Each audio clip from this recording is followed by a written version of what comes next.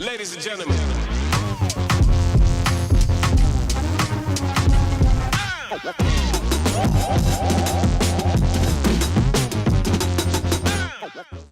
Hello everyone and welcome back to my channel. Don't forget to subscribe if you are new here. On today I'm going to be doing a continuation to a video I posted in regards to Jay-Z entering into partnership with Target.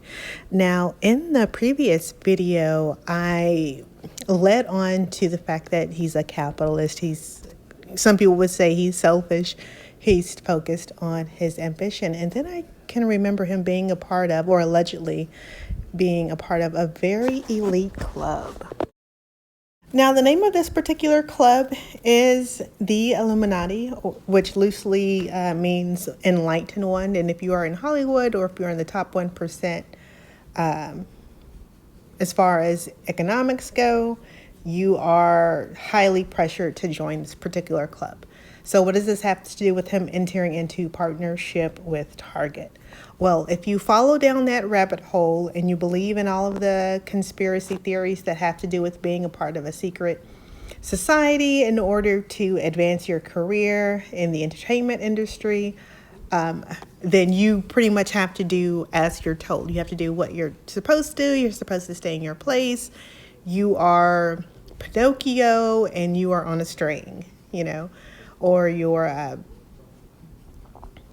ventriloquist doll and someone's hand is up your behind. If you watch the Kevin Hart roast with, well, it was a plethora of comedians, but specifically focusing on what Cat Williams was saying, that Kevin Hart is a plan and, Netflix hands up his hind parts, that kind of thing, then you know that you kind of have to do what you're told to do in order to maintain your level of success, which is at the top. So if you can recall, if not, you can go back and check it out. Back last year, there was a suit filed against Jay-Z by the Houston attorney Tony Busby that said he was pretty much doing Diddy stuff. Let's just put it that way.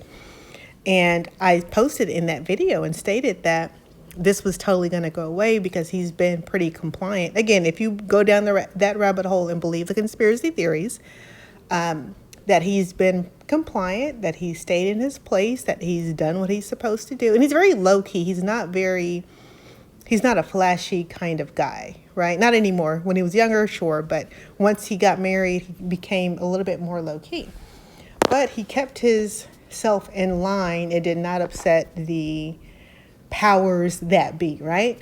But the people that allegedly did, specifically to name a Bill Cosby, in wanting to purchase NBC, which is a major power move in the entertainment industry, right? Especially as a person of color and a man of color, to own a major television network. That was a strike against Bill Cosby, allegedly, or hearsay if you went with that. Diddy going against Diageo and trying to get people to boycott Ciroc when he was once the brand ambassador, what have you, but he was alleging racism and all these sort of things and telling people don't buy it, don't, stay away from Ciroc, and, it's all this stuff. And then everything started coming out. Now, I'm not saying what he allegedly or has been convicted of at this point, Diddy, in regard, this is what I'm talking about. Not saying that it was acceptable, but saying that it's really weird or strange that information will come out at that particular time, right? So Jay-Z, being, of course, married to Beyonce, who's alleged to be in that same organization, staying compliant and doing what he's told to do, maybe he had less leeway to not enter this partnership, right? Or maybe he just already knew once it was presented to him, or maybe every now and then, as I've heard, you have to kind of pay the piper. This is something that he had to do. No other option. You have to stay within their grasp and you have to listen to them and do what they tell you to do. Otherwise, your life can completely change and not for the better. You'll be labeled as crazy, or you'll be labeled as someone who engages in inappropriate activities with children, or you'll be labeled as someone who takes advantage of women or men for that matter, or you're someone that's, I mean, just anything that you get blackballed, blacklisted. You'll never work in this town again. You'll be a one-hit wonder. And if you're at that, and some people, they try to get out, or they try to walk away, or they try to go against the grain, but that's against their detriment. And so maybe he, and I'm not excusing anything, but maybe he did not have a choice. Maybe this is something that he had to do. Target sales has declined since the boycott that began last year from the African American community. And maybe this is a ploy and or a way to get the black dollar, back into Target and superstores and things like that. Now, if you're wondering, well, who cares about the black dollar, right? Black people spend more than any other nationality in this nation per capita. That's, just a very real statistic. And not in a good way. Not, purchasing homes or, actual valuable assets, but just liabilities, just buying stuff to be buying stuff, right?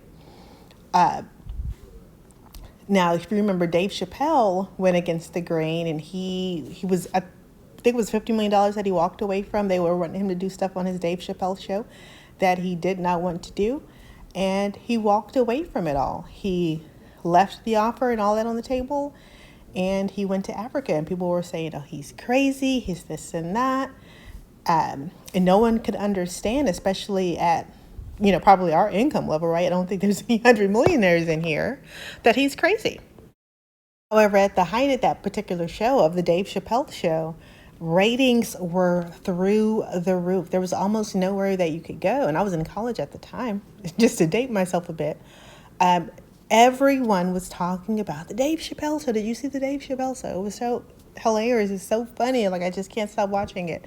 It was everywhere. It was everywhere all at once. It was all things, right? People really loved that show. And he walked away, and the media totally slandered him. Let's give him the opportunity to kind of lend to what he was going through in his own words, when comedian Martin Lawrence went through something similar and had a very public reaction to what was going on in his life at the time, and just how he responded to it.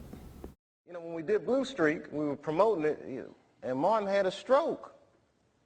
He almost died. And then after that, I saw him, and I was like, oh my God, Martin, are you okay? And he said, I got the best sleep I ever got in my life. That's how tough he is. So let me ask you this. What is happening in Hollywood that a guy that tough will be on the street waving a gun, screaming, they are trying to kill me? Yeah. What's going on? Why is Dave Chappelle going to Africa? So when Dave Chappelle took the hiatus from his show and went to Africa, people were really saying he was crazy, just like they were saying Martin Lawrence was crazy when he was running out in the middle of the streets in LA with a weapon, let's say, handheld weapon, and was saying that people were trying to kill him. There's something to be said about that. When you reach a certain level, and then someone who's up until that point has been deemed sane and completely natural, normal, no mental health issues whatsoever, would just snap, just kind of totally lose it, for lack of better words. So something's very interesting about that. So I just wanted to present another perspective as to what could be, going on with Jayz and his decisions. Because, again, if you go down that rabbit hole and you believe all of the conspiracy theories, it will lead you to one particular conclusion. And that is, when you are at the top, you have to do and say certain things to keep you there. But let me know what you think down in the comments, and I'll definitely reply. Thanks for watching.